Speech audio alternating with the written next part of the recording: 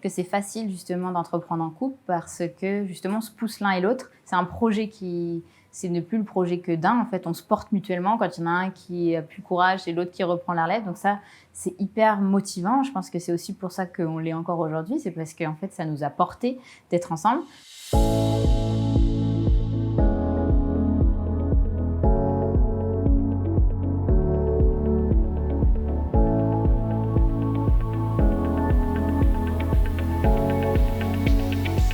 Salut Yacinthe, comment tu vas depuis ce matin? Eh bien, ça va super bien. Merci. Et toi?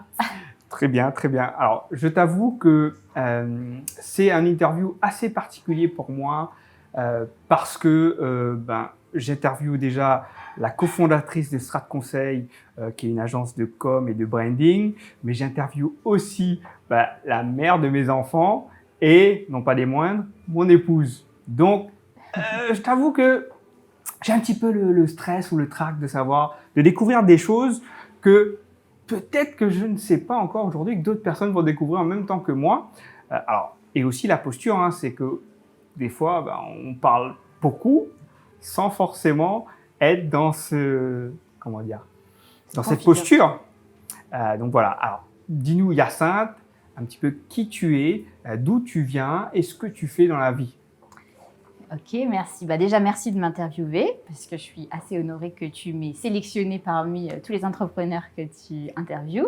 Alors, qui je suis? Je suis Yacinthe, je suis donc ton épouse, je suis la maman de 2 petites filles qui ont 5 ans et 3 ans. Et je suis donc d'origine, je suis française, je suis née dans un petit village en plein centre de la France. Et depuis plus de 12 ans, je travaille du coup dans le domaine de la communication. Et là, plus récemment, j'ai fondé l'agence Strat Conseil avec donc toi et notre associé Johan. Et voilà, on évolue depuis quelques mois dans cette agence et on essaye de la faire grandir. Pour l'instant, ça se passe plutôt bien. Et voilà, pour me décrire sur le côté professionnel. Voilà. Ok, et sur le côté personnel? Sur le côté personnel, petite question piège. Alors, je suis quelqu'un d'assez créatif et assez, assez sensible. Donc voilà, je suis quelqu'un d'assez entier, je crois. Et puis, je m'éclate j'aime bien avoir ce côté. J'aime bien avoir tous mes aspects de ma vie qui soient, c'est-à-dire avoir du temps pour mes enfants, avoir du temps pour mon travail, avoir du temps pour mon mari, avoir du temps pour moi, c'est hyper important. Voilà, donc j'essaye d'organiser un peu ma vie pour que tout ça qu'il y ait un bon équilibre en tout cas. Ok, voilà. Top. Alors, on va essayer de découvrir ça aujourd'hui. Enfin, l'angle, on va dire, d'approche de cette interview, c'est sans doute effectivement entreprendre en étant maman, mais pas que. C'est que comment on passe de salarié en France à entrepreneur à l'île Maurice aujourd'hui? Eh bien, grande question. Alors ça, c'est tout un processus. Ça ne s'est pas fait du jour au lendemain. Première étape, je dirais, le salariat, c'était quelque chose qui me plaisait bien dans un premier temps. Les 10 premières années de ma vie, ça me convenait bien. J'étais à Paris, j'avais un boulot qui me plaisait bien. J'étais responsable de communication à la fin de ma carrière au niveau salarial. Et en fait, au bout d'un moment, quand j'ai commencé à être maman, donc là, mon premier enfant, ça m'a questionné aussi sur ce que j'avais vraiment envie dans ma vie. Et puis le deuxième enfant, alors là, ça a été vraiment l'élément déclencheur. Puis en parallèle, donc toi, tu étais en train d'évoluer dans l'entrepreneuriat, tu étais en train de te poser des questions. Et un peu, à un moment donné, chacun s'est apporté aussi mutuellement ses idées sur ce qu'on voulait dans notre vie. Et je pense que l'arrivée de notre deuxième fille a été un peu l'élément déclencheur pour se dire ok, faisons autre chose. Et c'était pas forcément, moi, mon premier choix, c'était pas forcément de quitter le salariat. Par contre, c'était d'évoluer dans un autre cadre et d'être dans un autre milieu pour faire grandir mes enfants. Et le syndrome, enfin pas le syndrome, mais le rythme de vie que nous avions à Paris, à un moment donné, je me suis dit, voilà, il faut que ça change. Je pouvais plus être dans ce truc.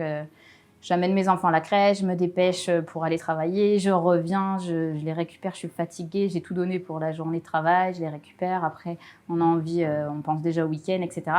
Et ça me correspondait plus, donc voilà. Donc la première impulsion pour me lancer dans l'entrepreneuriat, c'est vraiment un choix familial. Et je dirais que ça a été l'expatriation, parce qu'on a décidé de s'expatrier à l'île Maurice dans ton pays. Et je pense que l'objectif, le projet d'entrepreneuriat a découlé de ce premier projet d'expatriation. Voilà, première étape. Et au début, je me suis aussi lancée parce que toi, tu t'étais lancée, tu avais osé le pas. Donc, on a quitté notre job tous les deux.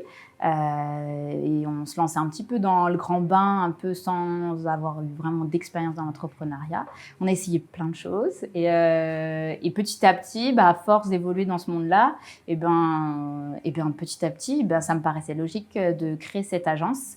On voyait qu'il y avait un vrai besoin à l'île Maurice et puis auprès de tout notre réseau aussi en France.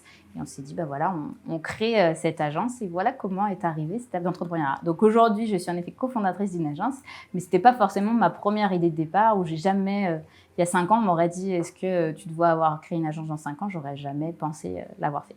Voilà. Alors du coup, c'est vrai qu'on a grandi ensemble, on va dire, dans cet esprit entrepreneurial, dans ce mindset entrepreneurial, mais c'est pas nouveau pour toi, l'entrepreneuriat, parce que tes parents sont entrepreneurs limite depuis tout le temps. Ils le sont encore aujourd'hui.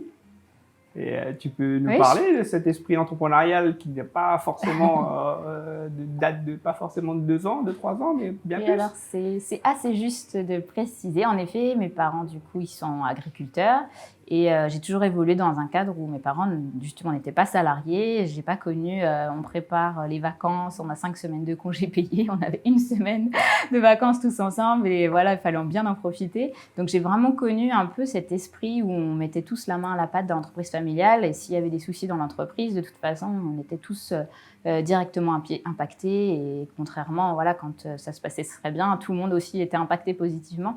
Donc j'ai toujours grandi avec, c'est vrai, avec le recul maintenant, je me rends compte, c'est bien que tu le soulignes, que j'étais en effet baignée là-dedans et que dans tous mes autres boulots qui ont précédé, qui ont suivi après, moi j'ai choisi aussi le salariat d'ailleurs parce que je voulais plus de sécurité et j'avais connu ce que c'était justement la vie d'entrepreneur. Le salariat justement m'attirait par ce côté aussi plus posé. Finalement, j'ai switché. Mais ce que je me rends compte, c'est que dans mes expériences de salariat, même dedans, j'étais très impliquée au niveau de la stratégie de l'entreprise, etc. Ça m'intéressait à chaque fois. J'avais besoin de comprendre les choses dans son ensemble et au même titre que quand on est entrepreneur. Voilà. Donc, je pense que oui, ça m'a beaucoup influencée. Et maintenant que je suis entrepreneur, je comprends beaucoup plus les choix de vie de mes parents et la façon dont ils nous ont éduqués, quoi. Alors, du coup, quelles leçons tu en tires justement de ces années d'entrepreneur de tes parents? Oui. Et que toi, tu dis, tiens, je vais faire attention par rapport à ça, ou j'ai déjà un angle pour dire, je vais éviter telle ou telle problématique parce que je sais qu'ils ont été baignés dedans. Est-ce que c'est quelque chose que… Ouais, je pense que des choses comme la persévérance, j'ai toujours vu mes parents, se lever tous les matins pour faire leur travail et donner du cœur à leur ouvrage, aussi toujours mettre du cœur dans ce qu'ils faisaient, même si c'était difficile et que c'était pas toujours simple. Je voyais bien que c'était pas toujours simple, mais pourtant jamais je les ai entendus se plaindre et ils avançaient avec envie. Je pense que ça c'est une belle leçon qu'ils m'ont transmise et moi aussi dans mon quotidien j'ai envie que ça soit prendre du plaisir et même si c'est pas facile, mais en tout cas d'essayer de le rendre positif. Et puis comme leçon, je dirais oui, la persévérance, puis le fait d'impliquer ses enfants finalement. C'est vrai que nous on parle beaucoup à nos enfants. Elles comprennent pas forcément tout, mais c'est vrai qu'elles baignent dedans. Elles voient que parfois, le week-end, on est obligé de répondre à des clients, on est en train de travailler. C'est beaucoup moins dissocier la vie de famille que la vie on rentre pas on rentre pas du travail le soir en se disant c'est bon, la journée de travail est finie. Globalement, c'est vrai que beaucoup de choses se mélangent aussi dans notre vie de famille. C'est pas toujours simple, c'est bien on essaye de garder moi j'ai besoin qu'on garde un peu tout ça comme distance, mais c'est vrai que je me rends compte que finalement c'est un peu ce que j'ai vécu enfant aussi. Donc oui, cette mélange un petit peu de notre vie pro, notre vie de couple, notre vie de famille, tout ça est quand même, c'est un peu la même chose en fait. Alors, du coup, c'est intéressant ce que tu dis, c'est que toi, on va dire, tu as quitté ce monde entrepreneurial de tes parents pour te lancer dans le salariat et aujourd'hui, avec des enfants, tu as souhaité quitter ce monde salarial pour te lancer dans l'entrepreneuriat, pour avoir peut-être plus de temps pour tes enfants. Et aujourd'hui, comment tu fais pour justement allier cet esprit comme si pour être aligné avec tes valeurs, on va dire, qui ne correspondaient peut-être sans doute pas en tant que salarié, aujourd'hui avec tes enfants? Très bonne question. Alors, qu'est-ce que je fais concrètement? En fait, comme je le disais tout à l'heure, c'est important pour moi d'avoir quand même de garder des plages horaires où je suis à fond pour le travail et des plages horaires où je suis vraiment focus pour mes enfants. Sinon, j'ai tendance à m'éparpiller. Donc, ce que je fais, c'est que voilà, les filles sont pas encore, sont pas encore à l'école tellement. Donc, du coup, on est sur une logique, on se fait aider aussi par rapport à ça pour que voilà, avoir du soutien par rapport à l'éducation des filles, une personne qui vient à la maison. Et on a aussi, moi, du coup, j'ai des vraies plages horaires tous les matins pour travailler sur l'agence, sur mon travail. Et puis après, j'aime bien vraiment avoir des plages horaires dans l'après-midi où je suis vraiment qu'avec elle et j'ai pas de travail. Donc voilà, j'essaye justement de moins mélanger et d'essayer de compartimenter davantage pour que voilà, tout le monde s'y retrouve aussi et que les enfants elles sachent qu'il y a des moments vraiment dédiés pour elles et des moments où vraiment maman doit travailler. Voilà. Donc je ne sais pas si je réponds à ta question, c'était ça la question. Ok. Et voilà. du coup, comment ça fonctionne actuellement? Ça fonctionne plutôt bien, on a trouvé notre petit rythme. Ok. Voilà. Et du coup, tu parles plutôt voilà, organisation, donc en gros, enfin, on s'organise. C'est-à-dire que c'est important pour toi, en tant que maman entrepreneur, de bien s'organiser pour entamer tes journées. Oui, alors moi, ce que je fais, une petite technique d'organisation qui m'aide bien, et quand je le fais pas d'ailleurs, je me rends compte que ça me m'aide pas du tout. Le dimanche soir, en fait, je me planifie un peu c'est quoi les grands challenges de la semaine, qu'est-ce que j'ai vraiment envie de faire. Alors, je me mets pas trop d'objectifs parce que sinon, après, je les atteins pas et je suis déçue. Donc, j'essaie de me lister quand même les trucs vraiment importants, voilà, urgents ou importants de la semaine. Et puis, aussi de prévoir mettant les choses qui sont importantes pour moi, les choses qui sont importantes pour mes enfants. Et en fait, j'essaye comme ça, le dimanche soir, je sais que le lundi matin, quand je démarre, j'ai pas besoin de réfléchir qu'est-ce que je vais faire, etc. Je sais à peu près comment va se planifier la semaine. Après, il y a beaucoup de choses qui évoluent durant la semaine avec au fil des urgences, des clients qui arrivent, ou voilà, il y a des choses qui vont changer. Mais par contre, j'essaye de... Et le soir aussi, j'essaye de faire ça chaque soir avant le lendemain matin, un peu de voir qu'est-ce que demain je me fixe comme objectif. Voilà. Alors, est-ce qu'on peut parler un petit peu de ce que tu fais aujourd'hui dans l'entrepreneuriat? Alors, qu'est-ce qui te passionne justement le matin, tu te lèves pour accompagner tes clients. Qu'est-ce qui te passionne? Alors moi, ce que j'aime bien, alors ce que je fais déjà, première question, ce que je fais, donc du coup moi dans Strat Conseil, l'agence, donc c'est une agence on appelle ça une agence de communication, mais nous on se focalise vraiment sur la visibilité de nos clients, c'est-à-dire les rendre plus visibles et valoriser aussi ce qu'ils font. Des fois il y a des entrepreneurs ou des entreprises qui sont bien installées dans leur business, mais leur image n'est pas forcément très resplendissante. Donc du coup on essaye de valoriser ça visuellement, et puis on essaye aussi pour certains qui n'ont pas une bonne visibilité, qui manquent de clients, un peu comme s'ils étaient sur une scène et c'est super ce qu'ils font, mais en fait, il n'y a pas de projecteur sur la scène. Nous, on va essayer de donner un coup de projecteur sur ce qu'ils font. Du coup, c'est un peu ça le métier. Et moi, j'aime particulièrement quand, voilà, après, ma satisfaction, en fait, ce qui me porte de la joie, c'est quand le client, il est content, il a l'impression d'avoir évolué.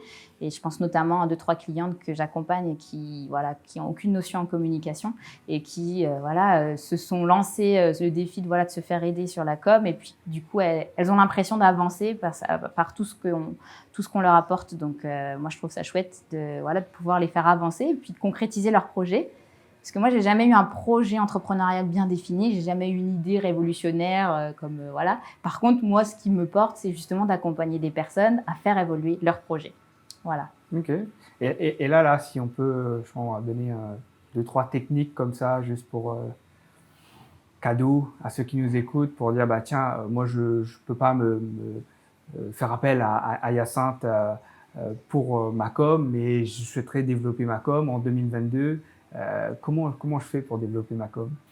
Alors, ça dépend. Déjà, j'ai envie de répondre qui est la personne qui me contacte, puisqu'en fonction de si c'est une entreprise ou si c'est un solopreneur qui se lance, c'est vrai que les objectifs, le budget sera différent. Mais je dirais pour quelqu'un qui se lance et qui est tout seul, je dirais que la première étape à se poser, c'est d'essayer de définir un peu une stratégie, un fil conducteur, qu'est-ce qu'on veut vraiment, et se fixer un petit peu des étapes, des jalons sur 3-6 mois, et se dire qu'est-ce que je veux vraiment impulser qu'est-ce que je veux donner comme image, qu'est-ce que je veux impulser, et puis essayer des choses en fait. Des fois, c'est vrai qu'on attend que ça soit parfait. perfectionniste, ça peut nous tuer parce que justement, du coup, on ne se lance pas tant que c'est pas parfait. Je connais bien ça. Et donc, du coup, c'est peut-être essayer des choses, même si c'est pas parfait, mais avancer. Là, j'ai en tête quelqu'un là qui m'a contacté récemment et qui disait qu'elle n'avait rien fait, elle connaissait rien dans la com. Et puis, en fait, en me disant un peu, en parlant avec elle, je me rends compte qu'elle a créé une petite chaîne YouTube et qu'elle a déjà 100 personnes, mais elle trouve que c'est nul ce qu'elle a fait. Je dis, mais en fait, elle a déjà 100 personnes. Et je me dis, bah, c'est toujours un premier pas. Elle trouve ça nul ce qu'elle a fait, mais pourtant, elle a déjà des gens qui ont envie de s'intéresser et qui s'intéressent à ce qu'elle fait.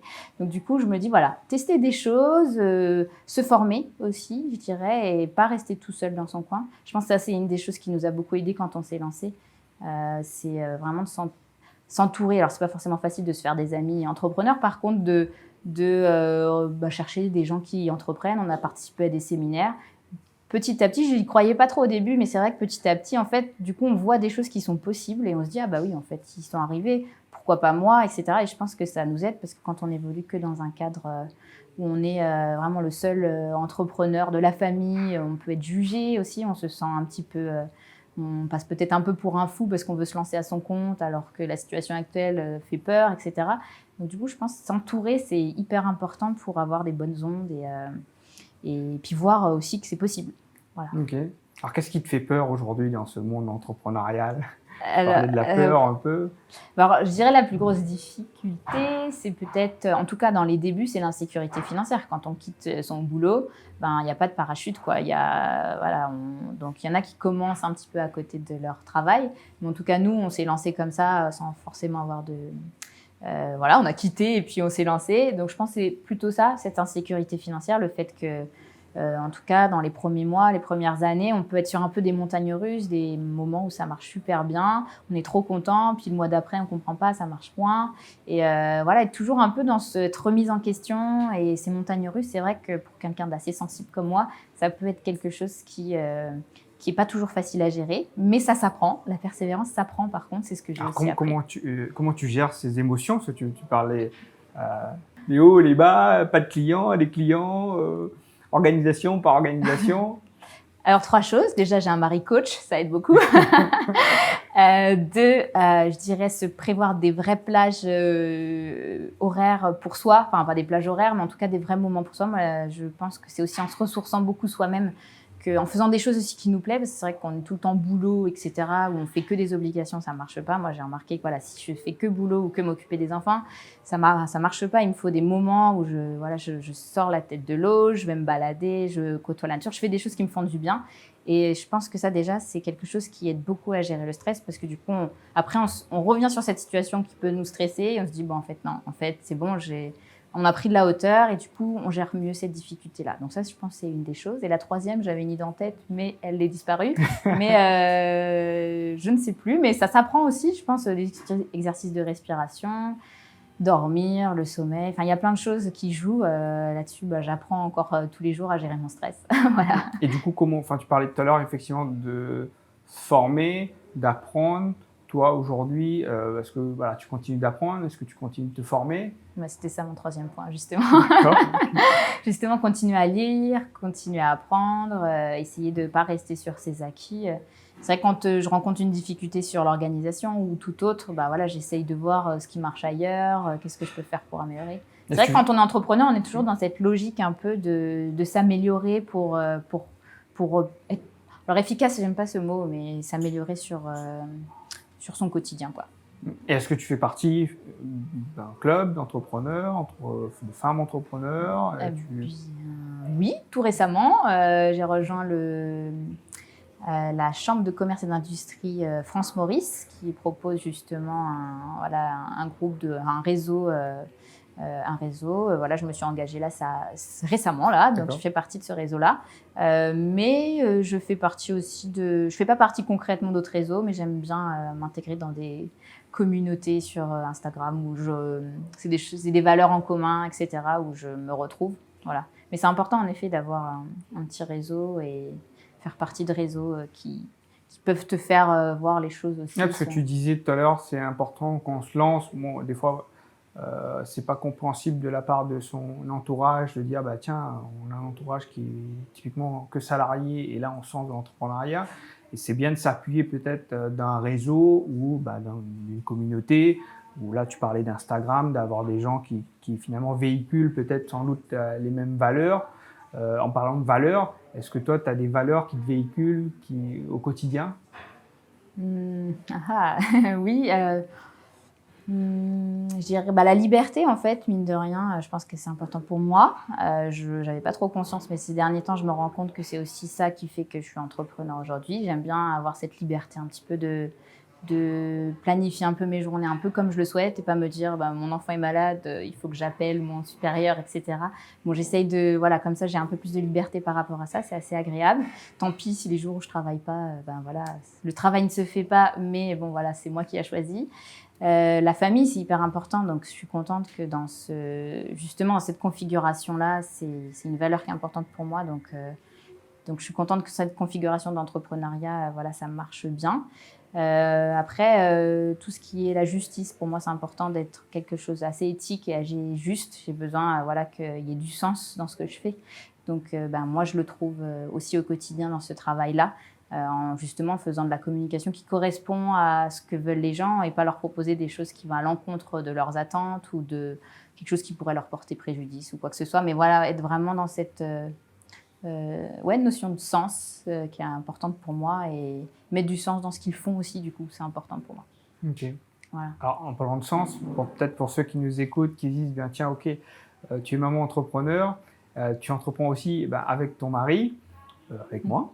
Est-ce que c'est compliqué, c'est difficile, c'est challengeant, c'est enthousiasmant, qu'est-ce que ça fait justement d'entreprendre, pas forcément sur les mêmes domaines, hein, en couple, et pour ceux voilà, qui puissent dire tiens, ok, est-ce que c'est facile d'entreprendre à deux? Question piège, là, il faut que je fasse attention à la réponse. Alors, je dirais que, c'est dans un premier temps, je trouve que c'est facile justement d'entreprendre en couple parce que justement, on se pousse l'un et l'autre. C'est un projet c'est ne plus le projet que d'un. En fait, on se porte mutuellement quand il y en a un qui a plus courage et l'autre qui reprend la relève. Donc ça, c'est hyper motivant. Je pense que c'est aussi pour ça qu'on l'est encore aujourd'hui. C'est parce qu'en fait, ça nous a porté d'être ensemble. Après, c'est pas simple tous les jours parce que c'est du salariat où on voit son mari que la journée et les week-ends, enfin le soir et les week-ends. Et là, on passe vraiment beaucoup de temps ensemble. Il faut aussi arriver à se poser aussi des vrais temps, voilà, de l'espace aussi pour que chacun ait des moments seuls au niveau du travail et des moments aussi où on parle que travail et des moments où c'est vraiment que couple. C'est ça peut-être un peu peut être un peu la difficulté quand on entreprend en couple. C'est des fois, il n'y a plus de limite entre ce qui est le travail, ce qui est la vie de couple. Et c'est aussi la bonne communication qui va permettre que ça fonctionne. Par contre, c'est un projet, quand on entreprend en couple, ça porte en fait. C'est un projet qui est sur du long terme et donc du coup, voilà, ça fait aussi vivre le couple. Moi, je connais, du coup, mes parents étaient comme ça et je connais plein d'autres couples qui entreprennent ensemble et c'est vrai que l'entreprise finalement porte aussi leur couple, quoi. Voilà. Ok, super. Voilà, donc c'est agréable de travailler avec toi, si c'est la question. Mais par contre, je dirais que c'est important quand même nous, on a travaillé ensemble beaucoup au départ sur ton projet à toi. Et après avoir un projet qui nous englobe tous les trois, tous les deux, plus Joanne dans une agence, c'est vrai que ça a permis aussi de définir davantage les rôles. Je pense que c'est très important aussi. Définir qui fait quoi et travailler presque un peu comme dans une vraie société, savoir qui fait quoi.